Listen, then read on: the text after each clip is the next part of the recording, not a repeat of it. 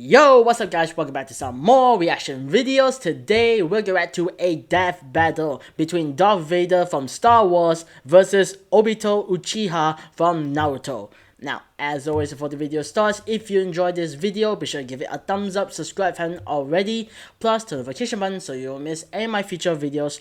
Also guys, I'll be very pleased if you can recommend me some more videos or channels or any video that I haven't watched yet that you want me to react to. Be sure to put that in the comments. I really appreciate that. It really helped me and helped this channel. Now, without further ado, let's get straight into this video.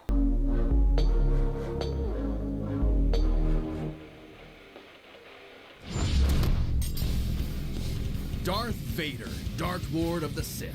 Obito Uchiha, secret leader of the Akatsuki. Prime examples of how you could die a hero or live long enough to become a villain. He's Wiz and I'm Boomstick. And it's our job to Oh analyze yeah, it's their true. weapons, They both armor, start as a and hero skills and to then find turn out into a who would villain. win a death battle.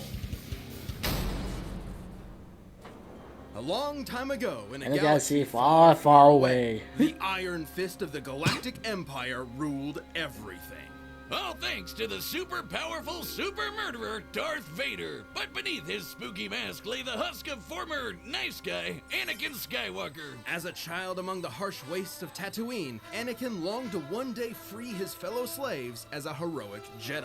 Lucky for him, he met Qui-Gon Jinn, a Jedi who believed little Annie was the chosen one and would bring balance to the Force. No pressure, right? So he took him under his wing to become the papa he never had. Or so was the plan. Until he got killed. Yep. Yeah. Instead, Qui-Gon's apprentice became Anakin's mentor. But while Anakin sought a father figure, Obi-Wan saw him as more of a brother. Yeah, I'm sure. sure that won't cause any awkward tension whatsoever. Drama and trauma aside, Anakin quickly became a powerful Jedi. He excelled in lightsaber combat and the Force, an energy field that binds all living things together. The Force lets Jedi move stuff with their mind, fend off mental attacks, predict the future, and make people believe these aren't the droids they're looking for. They're basically space wizards. Through rigorous training and a not unnoticeable natural talent, Anakin was particularly skilled in the Form 5 lightsaber fighting styles, Xian and Jian So. Also known as the Way of the Crate Dragon. You know that What's big that? Santa dragon Mando blew up from the inside? Yeah, make that a lightsaber. Form 5 is incredibly versatile, well suited for defending against lightsaber and blaster alike. It focuses on blending parries with devastating counterattacks, aiming to win duels through overwhelming pressure. Perfect for the Padawan who just bulldozed his way through training to become a Jedi Knight. Even as a newly knighted Jedi, Anakin could keep up with some of the most experienced Jedi Masters and Sith Lords of his time. But he had plenty of other problems to deal with, like his late-blooming rebellious teenage angst. I mean, you don't just throw a kid into space monk school and expect him to forget everyone he ever cared about, right? Well, apparently that's what he was supposed to do. The life of a Jedi can be difficult and cold, something Anakin could not accept. And so, rather than let his secret wife die in childbirth, he was seduced to the dark side through the promise of power. Yeah, this was a dark time for Star began Wars. his Jedi kill streak until Obi-Wan gave him a glorious lava bath. How Yeah, that was very sad. refreshing. But thanks to his new Sith Master Palpatine, our young warrior was saved, reborn, rebuilt. He was now Darth Vader. Vader is a badass. Everyone knows it, and they're terrified of Yep. him. I mean, just look at the guy. as impressive as his armor appears, you might be surprised by its quirks. See, while the Jedi view the Force as an ally, the Sith see it as a tool from which they draw power through passion and emotion. Most potently, negative emotions. Palpatine trained Vader by not only making him believe he killed his wife, but also ensuring he would never forget the monstrous machine he had become. By making the suit suck ass and piss him off. Seriously, Vader hates this suit. The armor would Oh. beep at random times just to annoy So he had him, no choice and the but to life have the support suit. system was outdated from the start. Sometimes it would even turn off for several minutes. That Really? doesn't seem good for someone with burnt up lungs. And it was so heavy and clunky that he could barely walk, sometimes even resorting to moving himself with the Force. Oh man, I knew Palpy was evil, but I never knew he was such a dick. Well, despite these issues, the armor fulfilled its true purpose, crafting Darth Vader into the equivalent of a slasher movie villain commanding a galactic army. Nobody wants to mess with him. Yep. Thanks to the dark side of the Force, he can make maelstroms that blast everything away, form barriers that shield from all sorts of attacks, and choke anything that's even a minor inconvenience. Hell, sometimes he skips straight to crushing your lungs. Damn. A droid named I-5 tried to kill Vader with a laser stated to move 300,000 kilometers per second. That's light speed, and Vader easily blocked it. And for as much bullshit as Palpatine threw at him, Vader was tough enough and stubborn enough to push through it. Palpatine knew that Vader would eventually try to kill him and take over the Empire. It's how the Sith work. So he constantly fanned Vader's hatred by sending assassins after him to make sure he was still worthy of being his apprentice. Oh, that's nothing.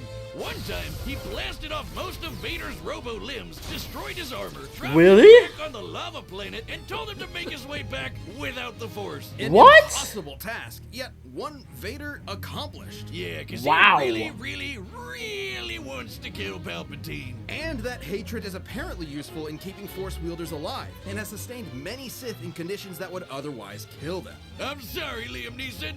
Should have hated a little more. Vader has killed hundreds, possibly thousands of Jedi, including Obi-Wan himself. He's fought entire armies on his own, and even taken on monsters the size of mountains. He's so unstoppable, an assassin droid hired to kill him quit the job because he calculated that Vader was Cannot be impossible killed. to kill. And in Ewoks, It was very hard to kill. canon, a real deep cut, we know. Lesser dark side users like the Night Sister Shiral overpowered the Sunstar, an ancient artifact capable of shifting moons. A feat which would require energy worth over 12 septillion tons of TNT. Wow. That's 24 zeros. But if you want something more recent, here's a planet blowing up while Vader was on it, and he's fine. But thanks to both his incredible power and the mercy and trust of his secret son, Vader would eventually avenge the atrocities of Palpatine. Even more important, he finally saved someone he loved. Ultimately, Anakin Skywalker truly did bring balance to the Force. Oh, okay. Hokage, the leader of the Hidden Leaf Village and their strongest ninja, respected and loved by all. Though few have attained this title, many have strived for it. One such striver, sadly lacking in parents, wanted to both help people and be acknowledged by the rest of the village. And what better Naruto. way to do that than having your face carved into a mountain? If you Like think Washington, about DC. Naruto, guess again, this is the story of Obito Uchiha. Obito unfortunately lacked the natural talent for ninja arts attributed to his Uchiha bloodline. So he signed up for ninja school and eventually joined a team with his rival Kakashi, his crush Rin, and their leader Minato. Where do you think I can get into a ninja school like that? Not one that teaches you to harness this form of chakra, a limited form of physical and spiritual energy that exists inside all human beings and, naturally, can be weaponized. He can use it to run up walls and make clones of himself, but even better, blow shit up. This is ninjutsu. Among its many techniques include elemental attacks, and the Uchiha specialize in all things fire. Big fireballs, small fireballs, waves of fire, columns of fire, you name it, they've got it. So when Ninja World War III came along, it totally made sense to get this fire ninja involved at the age of 11. Yikes. Damn. Well, lucky for Obito, he had one more secret weapon up his sleeve. The Sharingan? Eye socket. The Sharingan. Yeah. The Sharingan grants extremely precise vision, allowing someone to see the flow of chakra, predict an enemy's attacks, cast a variety of genjutsu illusions, and even break out of said illusions. Too bad he didn't get to use the red eyes much. Like 10 minutes after he got the damn things, he got smushed under a big rock. Yeah, Well, way that to go. sucks. But since he wasn't expecting to use his super eyes anymore, he handed one off to Kakashi. And then he died. Ugh. The end. Oh, Just kidding. you think so? Miraculously, Obito survived long enough to be rescued by another Uchiha, the legendary Madara. Madara granted Obito a new body, regenerating the limbs he'd lost. You're probably thinking, oh, what a swell guy. Except he was not. Madara was brewing some plans for world domination and needed a pawn to carry them out. So he tricked Obito into watching Kakashi kill Rin, making him fall victim to the Uchiha's curse of hatred. Within the Uchiha clan, there exists an ideal of being extremely devoted to I didn't know It that. has been speculated that if a particularly powerful Uchiha loses someone important to them, that love will be replaced with an all-consuming hatred. This is how Obito awakened his Mangekyo Sharingan. Or Red Eye 2.0. The Mangekyo gave him a new jutsu called Kamui. With it, he can suck his foes into another dimension and leave them there to die. He can even hide weapons in there until he needs them, like his gun by fan. But even better, he can phase through stuff. Well, not quite. Kamui gives Obito the power to move through objects in a manner that's similar to the common phasing superpower akin to the Flash or Kitty Pryde. In reality, it's much more complex, as Obito is actually teleporting parts of his body into the Kamui dimension whenever they overlap with other matter. See, there's his body parts right there. Well, if it looks like a duck and talks like a duck, it's phasing. Heads up! Yeah! Way later on, he also got another super eye. Yeah, Man, he's really swapping these things around like a Prime sub on Twitch. This Renegon grants him the power of the that's six paths, giving him some nifty abilities like controlling gravity with the Deva path, ripping out souls with the human path, and summoning giant monsters with the animal path. With all of the awful stuff he'd gone through, Obito realized that the ninja world was corrupt to its core. His dream of everyone being happy and working together was never gonna happen. So instead, he agreed to carry out Madara's Giga Brain plan to control everything. Donning masks and multiple personas, he recruited a number of rogue shinobi to form the Akatsuki terrorist group and kicked off Ninja World War IV. All to revive the monstrous Ten Tails. Yep. I know what you're thinking. Wasn't the whole point of this to stop war in the first place? And that's a very good question. Anyway, the Ten Tails! A living mass of near inexhaustible chakra, the Ten Tails possesses tremendous power. It can create massive thunderstorms and hurricanes, multiple clones of itself, and the devastating tailed beast bomb. Yeah. Forget bomb! That's basically a super nuke! This chakra ball is so explosive, it can eclipse continents and reduce mountains to dust. Comparing the surface area of this blast to the surrounding mountains, dispersing that much mass within a fraction of a second must have yielded a kinetic energy worth over 13 septillion tons of TNT. That's 24 zeros! Again, That's a bit. Obito That's a bit wanted more that than for the himself Darth Vader and was one. willing to throw hands with anyone to get it. He's held up against master ninjas like Kakashi, Minato, and even Naruto in his monster energy drink form, which could outmaneuver the fastest attack from the Lightspeed Raikage. And he far surpassed all of them when he finally sealed the Ten Tails within himself, becoming its Jinchuriki. This little makeover granted him unlimited flight, power rivaling the legendary Sage of Six Paths, and the truth-seeking orbs. These special little bowling balls can shapeshift into any form the user wants, like a staff, giant arms, an umbrella thing, or this crazy spiral blade that apparently helped shape the whole world. Oh, holy shit, it's huge! The truth-seeking orbs can completely disintegrate anything they touch at both a molecular and spiritual level. Only those with the power of the Six Paths can resist their effects. Plus, with the Mangle monster in his system, Obito's regeneration got amped to the point where he can survive having half of his body control Alt delete it away. All cards in his hand, he was ready for the final stages of the Giga Plan. He summoned the God Tree and prepared to launch the Infinite Tsukuyomi, a powerful illusion that would trap the entire world in a never-ending dream, free of conflict and sorrow.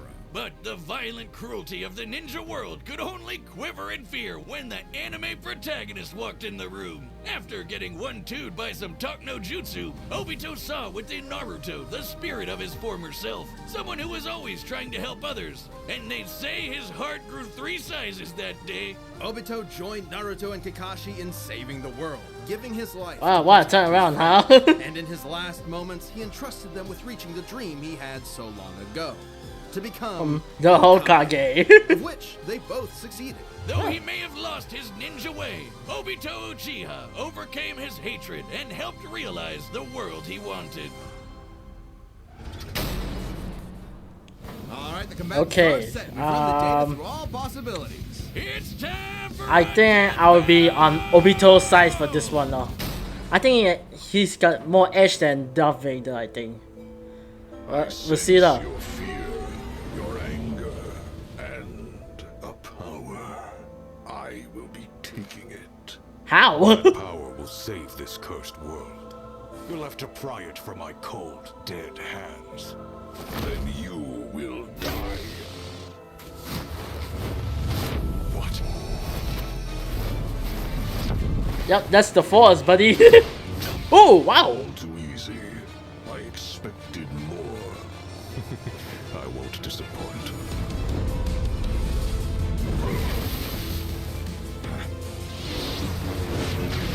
Oh, well, he already destroyed his weapon already.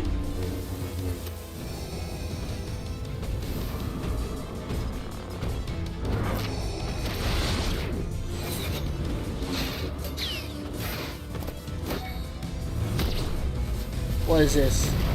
Fire style jutsu. Oh! Huh? Oh, genjutsu. Oh no! He broke his eyes?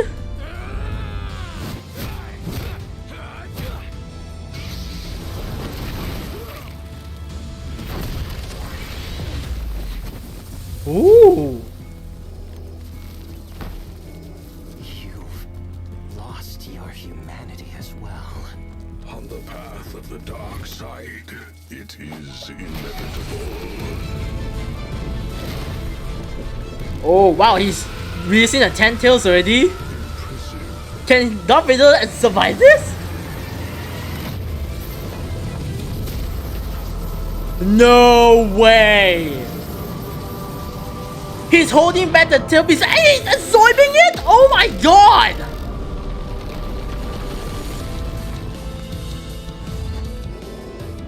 How is that possible? This is inevitable.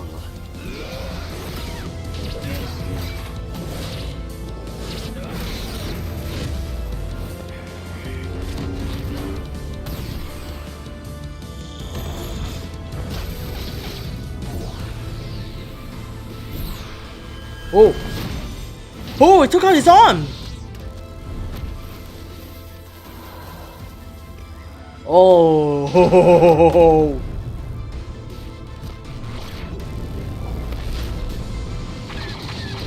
What? He's using his ship now? This gift and die.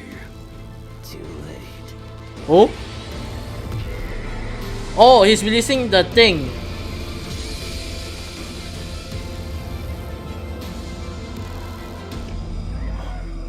Oh! Oh my god! He bring him back to his past! Oh my god!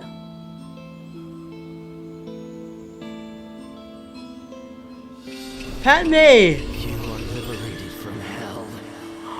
Find peace in the next life. Wow!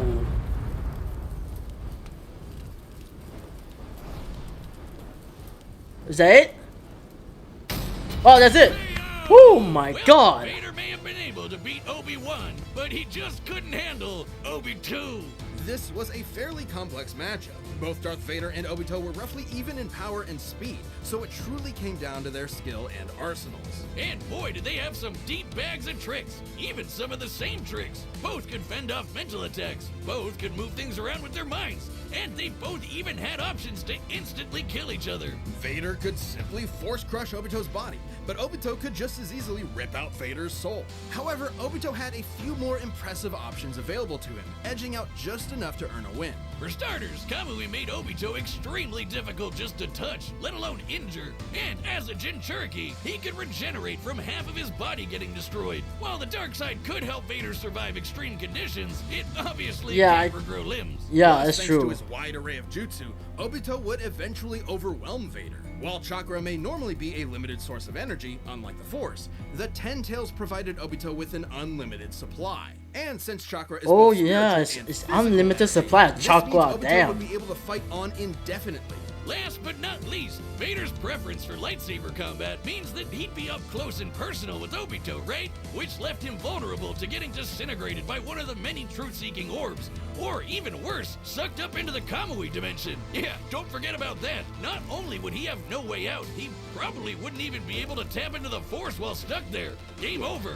Have fun starving to death, I guess. Whoa. Wonder how long you can feed on hate. Darth Vader may have had a tenacity that few others could match, but against Obito's similar might, busted regeneration, and overwhelming range of abilities, there was no escape. In the end, Vader's victory just wasn't meant to be. The winner is Obito Uchiha.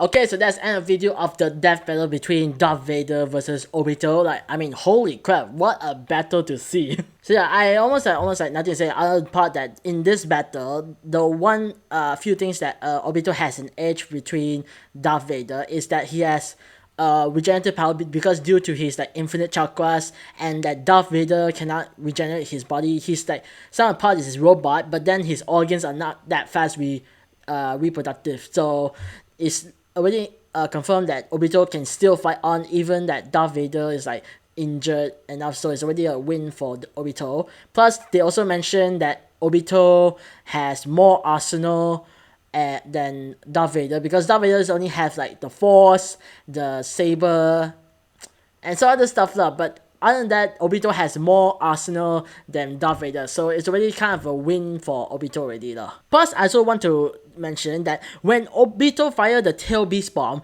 Darth Vader managed to absorb it and shrunk it down. I didn't think that was possible, because it's probably because due to the Force thing, but legit, how the heck did you manage to shrunk down the Tail Beast Bomb? That was very powerful, especially they say the Tail Beast Bomb is kind of a nuke, so he was able to shrunk a nuke. Like, holy shit. Plus, at the ending, when Obito used his final attack move, is sending the Darth Vader into like different reality, showing that he doesn't have the body parts while also being with Padme. I think that really affected him, because like he became Darth Vader due to the fact that also because he got controlled by the dark side, and also because his body parts were due to Obi-Wan Kenobi. But then when he heard the news from Padme that she died, he got into a huge rage. So having to see Padme again in that reality really make him defenseless already. So it's kind of like a good opening to do the final blow to Darth Vader lah. So it's very unfortunate that Darth Vader had to end it that way by seeing his beloved wife and then get killed for it. But still, oh no, well done Obito for getting the win from Darth Vader. It's probably not the easiest fight due to the fact that in the space they say he's undefeatable, but you defeat him, Obito. Congratulations. So yeah, I'm gonna end this here for today, guys. If you enjoyed this video, be sure to give it a thumbs up, subscribe if you haven't already, plus turn the notification button so you don't miss any of my future videos. Also guys, I'll be very pleased if you can recommend me some more videos or channels, or any video that I haven't watched yet that you want me to react to. Be sure to put that in the comments. I'll really appreciate that. It really helped me and helped this channel. Also, make sure to check out Death Battle's channel. Links will be in the description. So yeah, that is all. Thank you guys for watching. I hope to see you guys next time for more reaction videos. Take care and peace.